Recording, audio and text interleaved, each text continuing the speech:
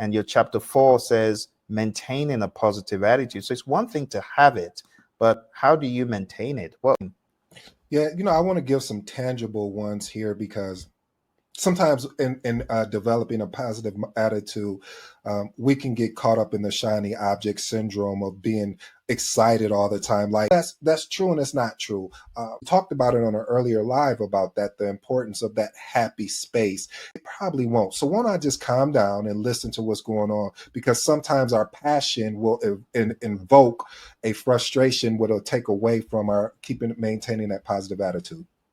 wow.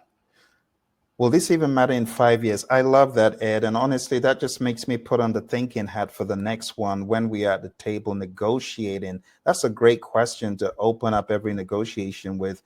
Am I going to pursue the small stuff that won't matter in the next few minutes or hours? Mhm.